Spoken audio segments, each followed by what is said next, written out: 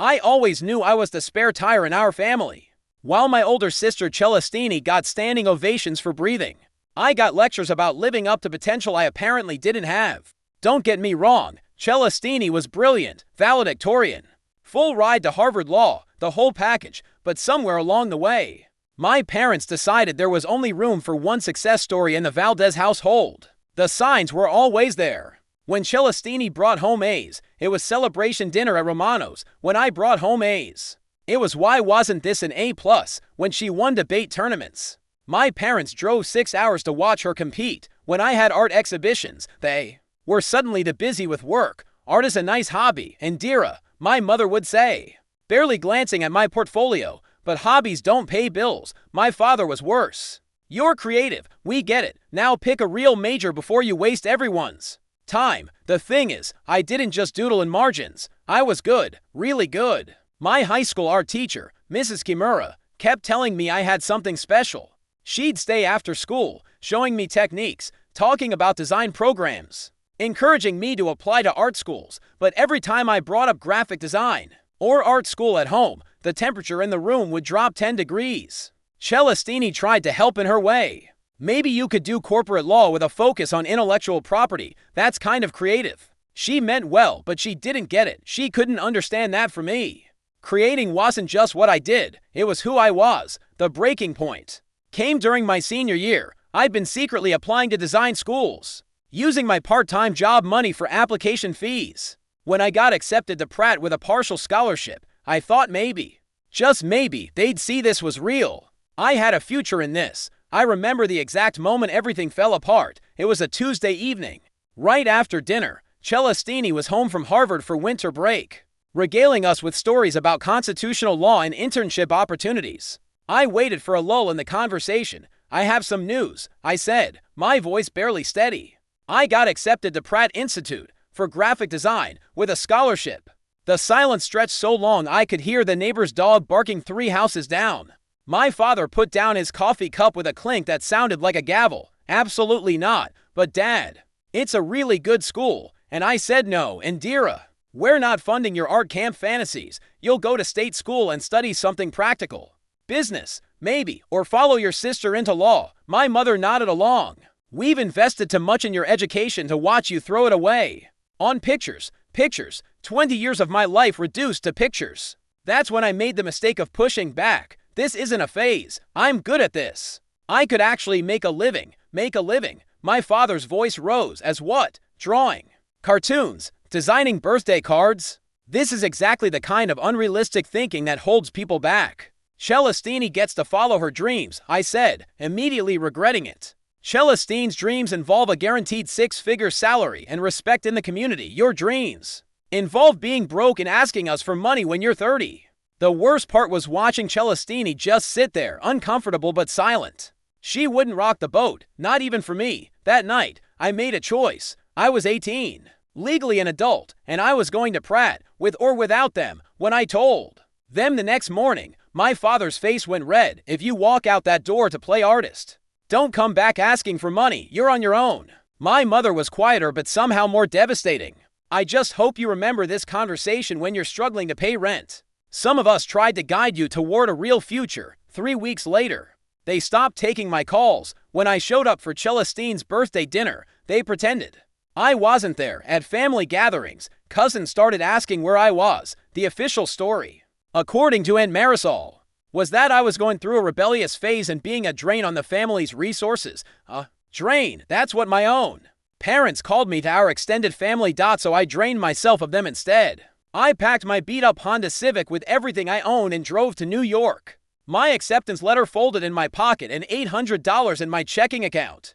I didn't have a plan beyond surviving my first semester, but I had something they'd never given me: belief in myself. Looking back, that car ride was the loneliest and most liberating experience of my life. For the first time in 18 years, I was driving towards something I wanted, not away from something I hated. I just wish I'd known how hard the next 10 years would be. New York hit me like a truck, made of expensive coffee and impossible rent prices. My partial scholarship covered tuition, but living expenses were another beast entirely. The dorm rooms cost more than my car was worth. So I found a studio in Queens, and I used that term loosely.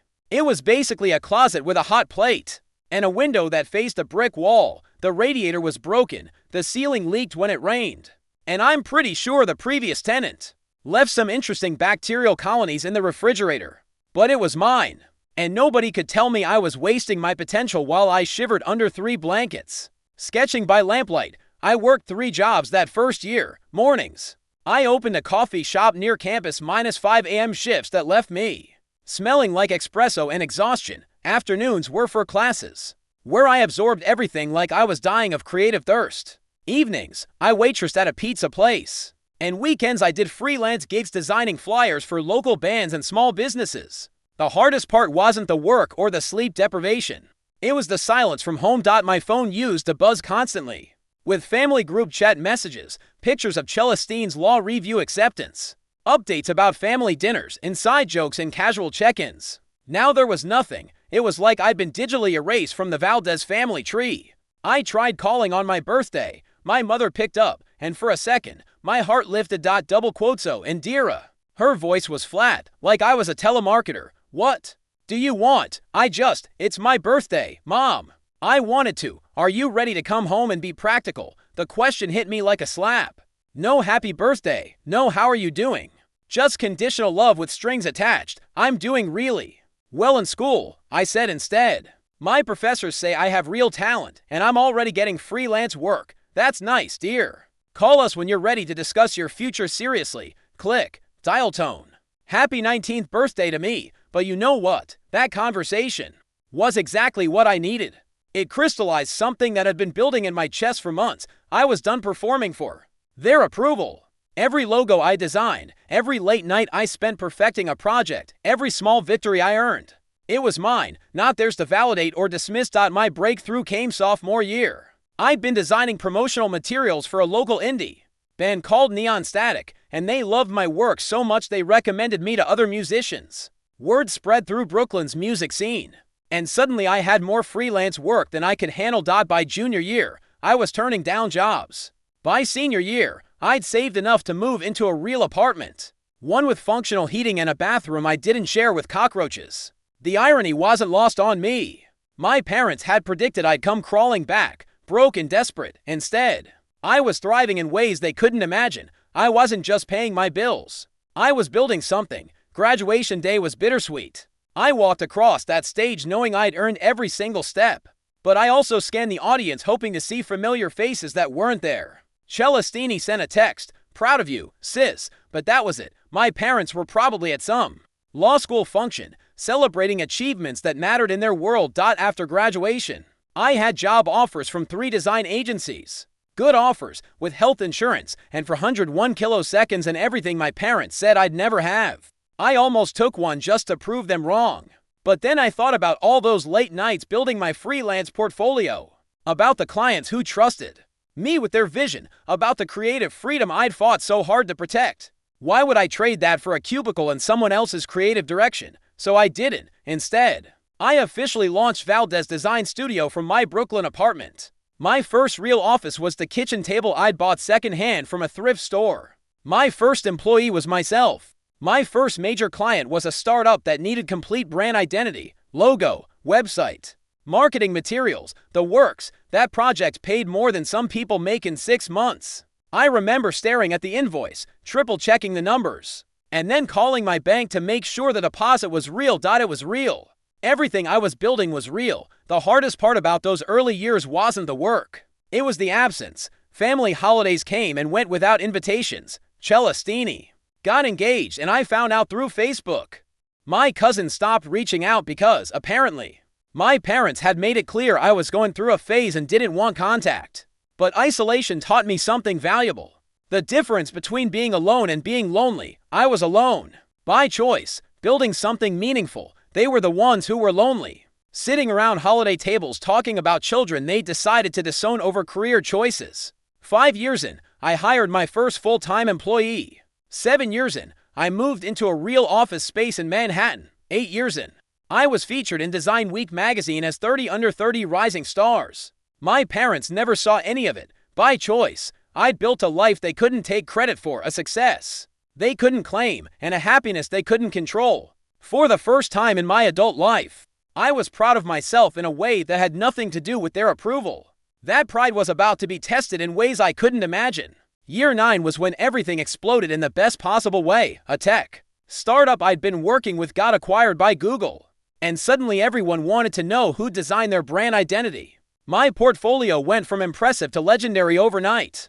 The calls started coming in from companies I'd only dreamed of working with. Netflix wanted a rebrand for one of their original series. A major fashion house needed campaign visuals. A Fortune 500 company was launching a new product line and wanted Valdez Design Studio to handle everything from logos to packaging.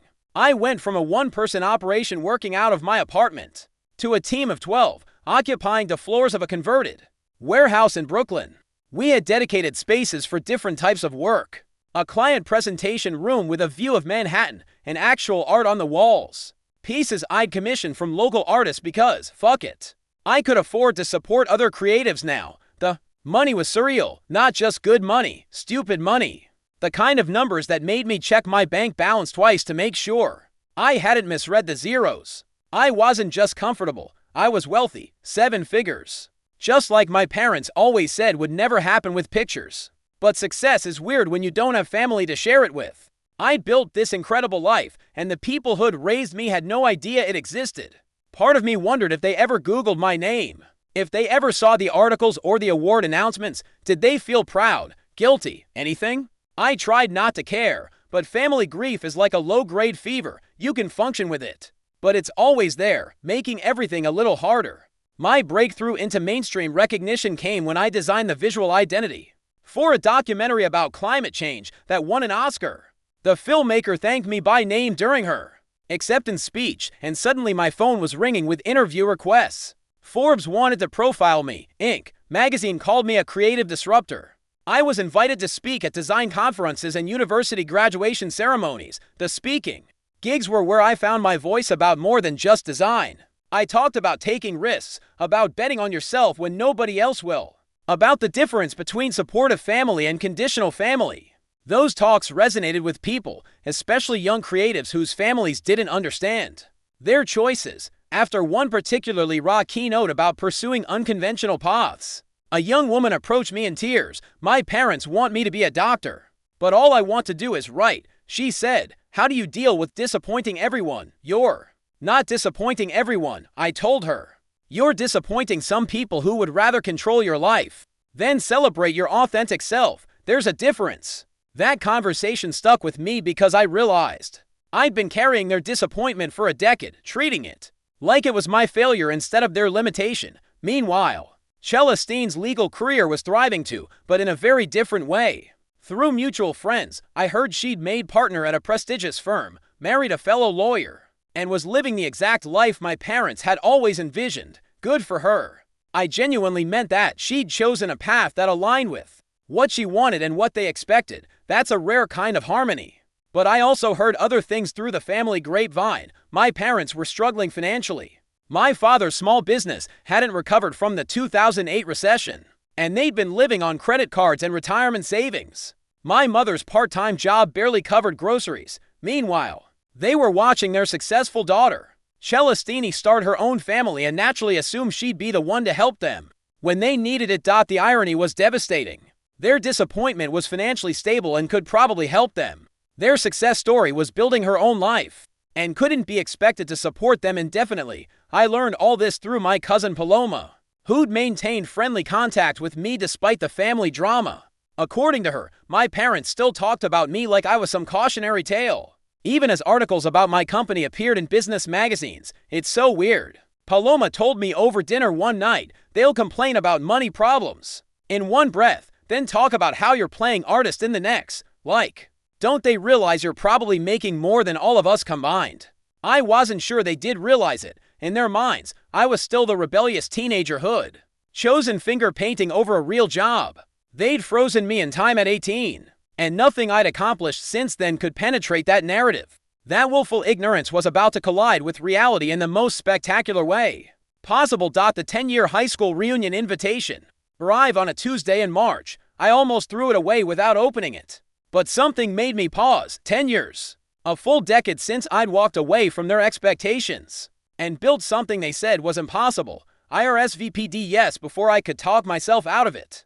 2 weeks before the reunion, Paloma called with news that made my stomach drop. Your parents are coming, she said. Celestini told them you'd probably be there, and they want to see how you're doing after 10 years of radio silence. They wanted to see how I was doing at a high school reunion, in front of all the people who'd probably heard their version of why I disappeared from family events. I spent those 2 weeks going back and forth between dread and anticipation. Part of me wanted to prove them wrong so badly it physically hurt. Part of me just wanted them to be proud of who I'd become, and part of me, the part one tried to ignore, still loved them despite everything they'd put me through.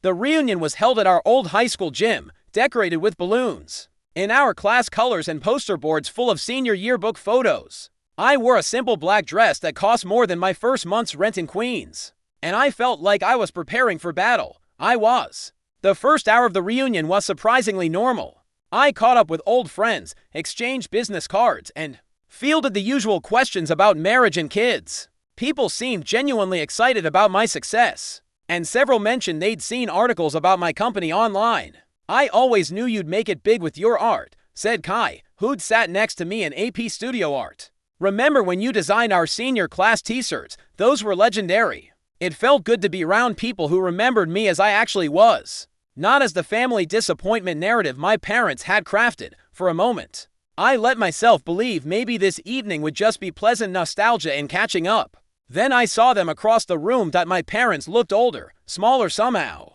My father's hair had gone completely gray, and my mother was wearing a dress I recognized from family photos from 5 years ago. They were talking to Mrs. Peterson, our old neighbor, probably explaining why they hadn't seen their younger daughter in a decade. Our eyes met across the crowded gym, and I watched my mother's expression shift from surprise to something I couldn't quite read. Relief, calculation. She said something to my father, who looked over and nodded. They were coming over. My heart started racing like I was 18 again, standing in our kitchen defending my dreams to people who'd already decided they weren't worth supporting. But I wasn't 18 anymore. I was a successful business owner wearing a $400 dress and confidence I'd earned through a decade of proving them wrong. Indira, my mother's voice was bright, artificially cheerful. Look at you. You look successful. The word hung in the air like an accusation. Hi, Mom, Dad. I kept my voice neutral, professional even. My father stepped forward, and for a second I thought he might actually apologize, might acknowledge the years of silence and rejection. Instead, he smiled like we'd just seen each other last week. We've been hearing great things about your little business, he said. Paloma mentioned you're doing quite well for yourself. Little business, after 10 years. It was still diminutive in his mind. I'm doing fine, I said carefully. How are you both? Oh, you know. My mother waved her hand dismissively. Retirement planning is such a headache. Your father's business never quite recovered from the recession, and with Celestini starting her own family, we're really having to think creatively about our future. There it was. Not we miss you or we're sorry, or even we're proud of what you've built. Just financial stress and the implication that I should care about their planning failures. That sounds challenging, I said, because what else do you say to parents who are essentially telling their estranged daughter they need money? My mother laughed, the same laugh she used to make when she thought I was being naive. You know, it's funny, we spent so many years worrying about your future, and here you are with your little hobby paying off. I guess we should be grateful. Now it's our turn to relax. Hobby, tenures, multiple magazine features, industry awards, and a 7-figure business, and she called it a hobby. My father chimed in with that smile that never quite reached his eyes. Really, Indira, you've done better than we expected with the art thing, and family takes care of family, right? You owe us a retirement. How about starting with a beach house? The audacity was breathtaking. They'd cut me off at 18, called me a drain on family resources, let me struggle through college and early career with no support, and now they wanted me to buy them a beach house because family takes care of family. Round us, the reunion continued. People laughed and took photos and reminisced about simpler times, but in our little bubble, 10 years of hurt and anger and abandonment crystallized into perfect clarity. I smiled. Not my real smile, the professional one I used with difficult clients. Sure, I said. I'd be happy to help with your retirement if you can prove you raised me. Their faces shifted from expectant to confused. From my purse, I pulled out an envelope I'd prepared weeks ago, not entirely sure I'd have the courage to use it. Inside was a detailed invoice, professionally formatted on Valdez Design Studio letterhead. This covers the financial support you withdrew when I chose my own path, I said, handing it to my father. Tuition differential between what my scholarships covered and what I had to pay out of pocket. Living expenses for years, the emotional labor of building a career without family support. Interest compounded over 10 years. My father opened the envelope and his face went pale. What is this? It's a bill, I said calmly. For everything you never paid. If you want me to fund your retirement, first you can pay me back for the childhood you didn't finish. My mother looked at the paper over his shoulder, her mouth opening and closing like she couldn't find words. This is ridiculous, she finally managed. Parents don't owe their children money for raising them. You're right, I agreed. Parents don't owe children for raising them, but you didn't raise me after 18. You abandoned me. So if you want a relationship now based on financial obligation, let's make it a two-way street. My father was still staring at the invoice. 6 figures. You're billing us 6 figures. Actually, that's conservative. I didn't include therapy costs or the professional opportunities I missed while working 3 jobs to survive. I also didn't charge for emotional damages, though I probably should have. People were starting to notice our conversation. Mrs. Peterson had moved closer, clearly trying to eavesdrop. Part of me felt bad for making a scene, but a larger part felt liberated. For the first time in my adult life, I was making them face the consequences of their choices. You can't be serious, my mother hissed, trying to keep her voice down. This is our family we're talking about. Exactly, I said. This is our family.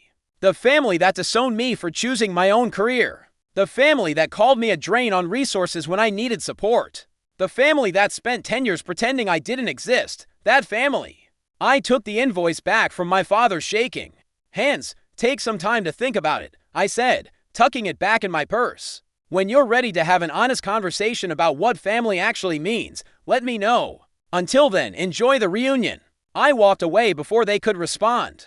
My legs somehow steady despite the adrenaline coursing through my body. Behind me, I could hear my mother's voice, higher pitched now, trying to explain something to Mrs. Peterson. At the bar, I ordered a glass of wine and tried to process what had just happened. Kai appeared beside me, grinning. Holy shit, he said quietly.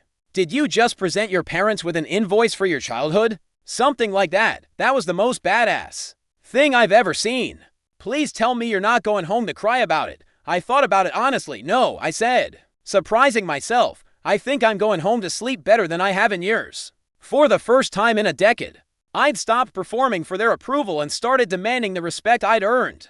It felt terrifying and necessary and completely right. The real question was what they'd do next. The fallout was swift and predictable. Within 24 hours, my phone started buzzing with messages from relatives I hadn't heard from in years. Apparently, my parents had launched a full-scale family propaganda campaign, painting me as ungrateful, mercenary, and cruel. And Marisol called first. Mija, what happened at the reunion?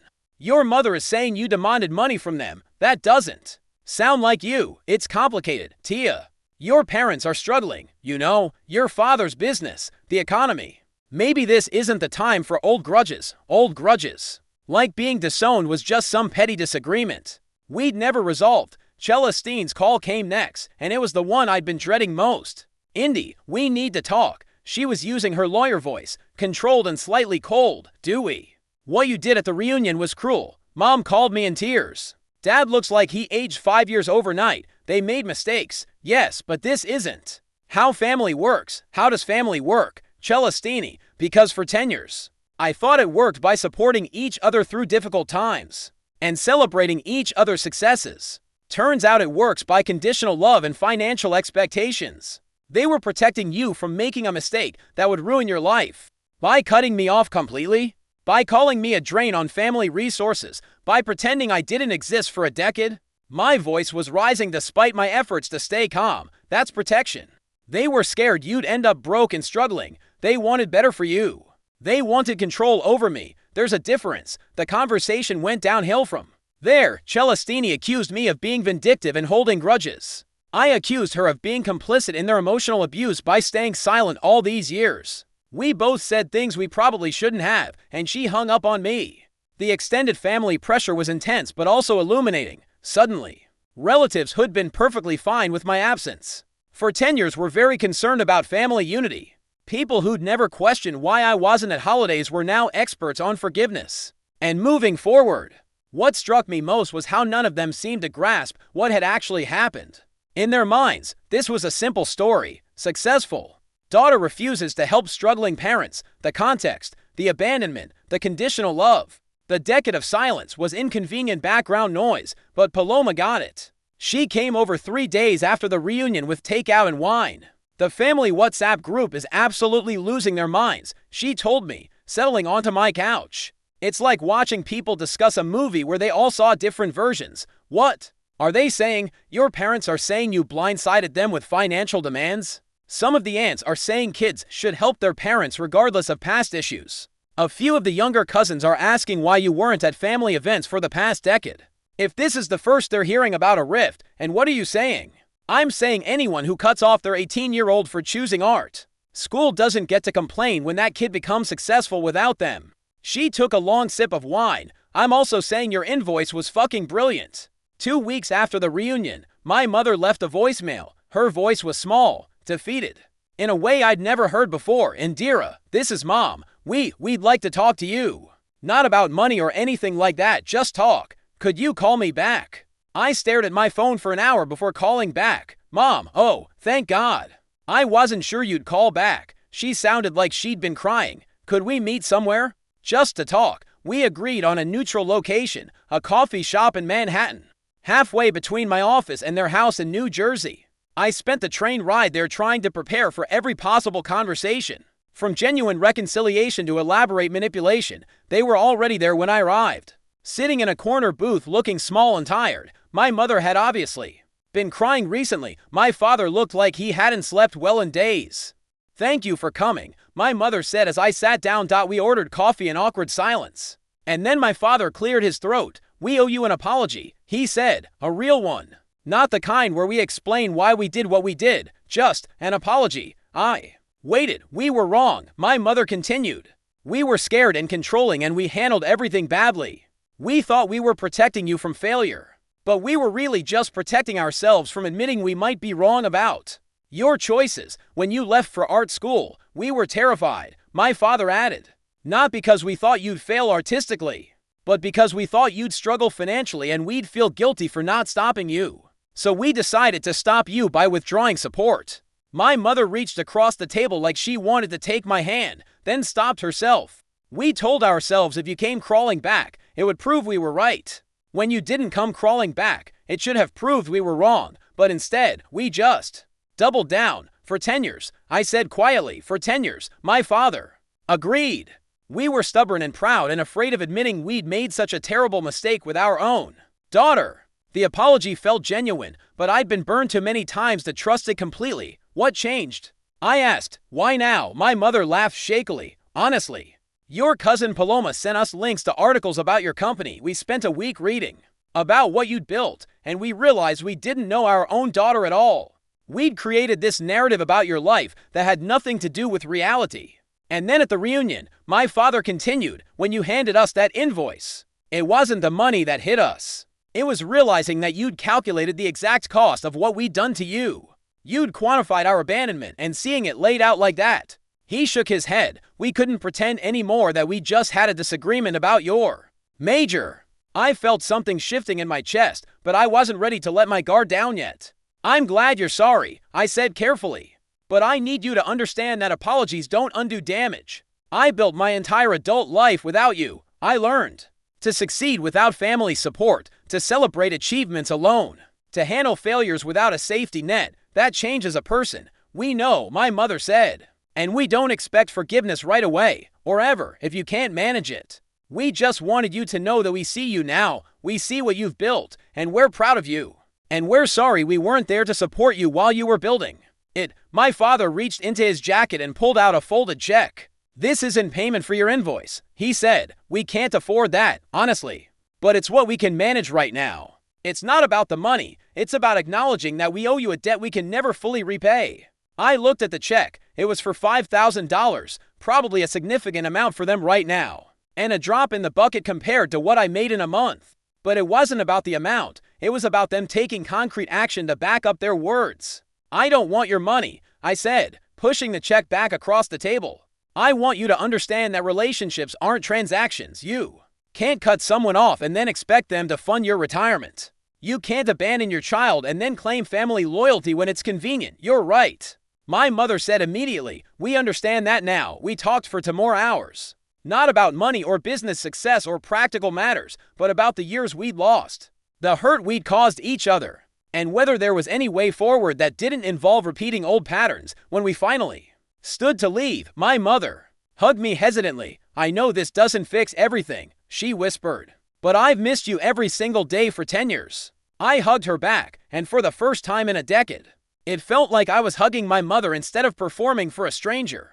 3 months after that coffee shop conversation, my parents were asking my cousins for rent money. I found out through Paloma, who called me sounding equal parts amused and horrified, so apparently the heartfelt reconciliatio and didn't include a retirement plan. She said, they're hitting up family members for loans to cover basic expenses. How do you feel about that? She asked carefully. I thought about it honestly. 6 months earlier, I might have felt guilty or responsible.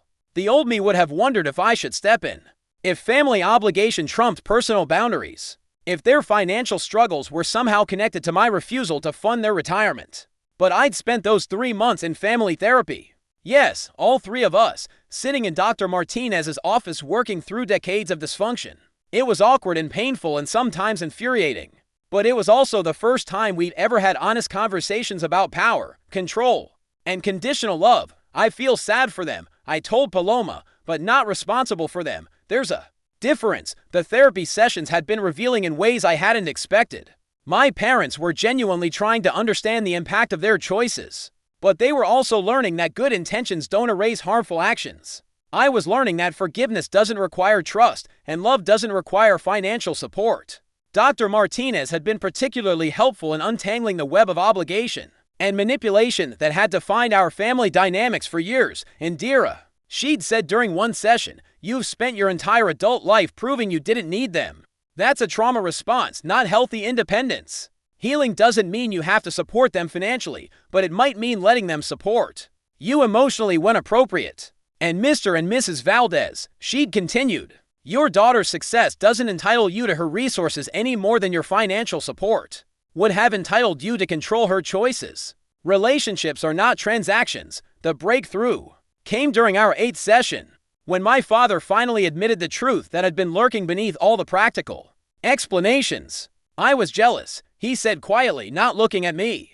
When you were 18 and so certain about what you wanted, I was jealous because I'd never felt that kind of passion about anything.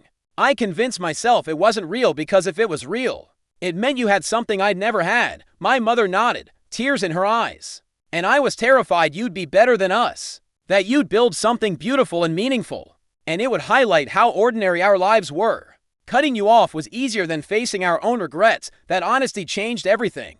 Not because it excused their behavior, but because it made them human instead of just obstacles I'd overcome. The financial crisis they were facing now was partly self-inflicted.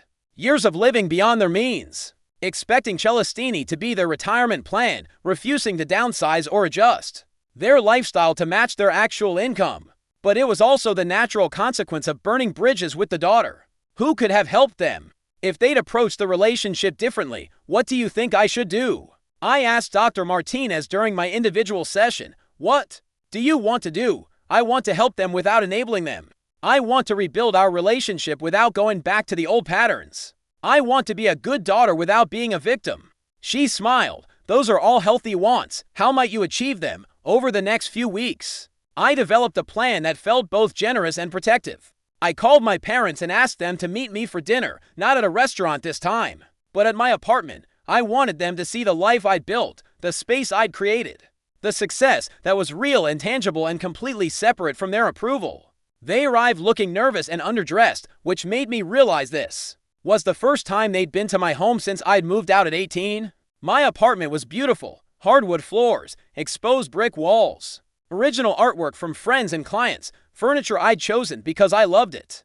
Not because I could afford it. Wow, my mother said, looking around. This is really lovely, Indira. Thank you. I'd made dinner myself. Nothing fancy. Just pasta and salad and wine. We ate and talked about neutral topics, and I watched them slowly relax in my space. After dinner, I poured more wine and brought up the elephant in the room. Paloma tells me you're struggling financially. My father's face flushed. We didn't ask her to tell you that. I know, and I'm not offering to solve your problems. But I do want to help, if you're interested in the kind of help I can actually give. I pulled out a folder I'd prepared. I've been thinking about this for weeks. And here's what I can offer. I'll pay for financial planning sessions with a professional advisor. I'll cover the cost of credit counseling if you need it. If you decide to downsize your house, I'll help with moving expenses. If you want to start a small business or learn new skills, I'll fund education or training. My mother looked confused, but not just help with the bills. No, because that doesn't solve the underlying problem. And it puts me in the position of being your financial safety net. I'm not comfortable with that dynamic, given our history. My father was quiet for a long moment. You're offering to help. US learn to help ourselves, exactly. I'm offering to invest in your ability to build stability for yourselves. But I'm not offering to be your retirement plan. What if we can't figure it out? What if we lose the house? I took a deep breath. Then you'll figure out housing you can afford. You'll downsize. Or rent instead of own. Or move somewhere less expensive. Lots of people manage to live within their means. You can learn to do it too, and you won't bail. US out. I won't enable you to avoid the consequences of your choices. But I also won't abandon you the way you abandoned me. There's a middle ground between total support and total rejection. My mother started crying. But they weren't sad tears. You're teaching us how to have a relationship with boundaries. She said, I'm trying to. The conversation continued for more hours. We talked about what family support actually looks like. About the difference between helping and enabling. About how to rebuild trust slowly and carefully. They agreed to my terms, and we scheduled their first appointment with a financial planner. For the following week, 6 months later, they'd sold their house and moved into a smaller place they could actually afford. My father started freelance consulting in his old field, and my mother took a part-time job she actually enjoyed. They weren't wealthy, but they weren't drowning in debt either. More importantly, we were building something new, not the relationship we'd had when I was 18, and not the non-relationship we'd had for 10 years, but something honest and boundaried and surprisingly warm. My mother started texting me photos of things that reminded her of me, art she saw in galleries, design, work she noticed in stores, articles about creativity and business. My father called occasionally just to check in, with no agenda beyond wanting to know how I was doing. Celestini and I slowly repaired our relationship too. She'd been carrying her own guilt about staying silent during the worst years, and we had long conversations about family loyalty versus family dysfunction. I was so focused on being the good daughter that I forgot you might need a sister. She told me one evening over dinner. We were both just trying to survive different versions of the same dysfunctional system. I replied, you succeeded by meeting their expectations. I succeeded by rejecting them entirely. Neither of those strategies left much room for sibling solidarity. The family dynamics are still imperfect. There are still relatives who think I should just let bygones be bygones and write my parents a check. There are still awkward moments at family gatherings when someone makes a comment about helping family that's clearly directed at me.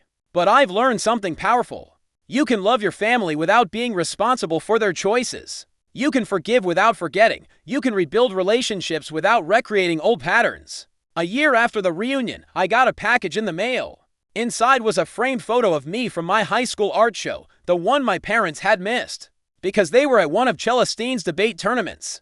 Attached was a note from my mother. I found this in our old photo albums, and realized I never told you how proud I was of this moment. I should have been there. I should have celebrated you. I'm sorry it took me so long to understand what I was looking at. Love, Mom. I hung the photo in my office, right next to my first magazine feature and my design awards. Not because I needed their validation anymore, but because it represented something new, a family that was finally learning to see me as I actually am. The invoice I'd handed them at the reunion is framed on my wall too, but in my home office where clients can't see it. It's not a trophy or a weapon anymore. It's just a reminder of the moment I stopped performing for their approval and started demanding the respect I'd earned. Some days I look at it and remember how it felt to be 18 and alone and building Something from nothing. Other days I look at it and remember how it felt to finally tell the truth about the cost of their conditional love, mostly though. I look at it and remember that I survived both versions of our family, the one that rejected me and the one that's slowly learning to accept me. That survival, that resilience, that refusal to settle for relationships that diminish me, that's the real success story. The seven-figure business is nice, the industry recognition is nice, the financial security is nice, but the ability to love people without losing myself, that's priceless, and unlike everything else I built, I don't have to prove I deserve it.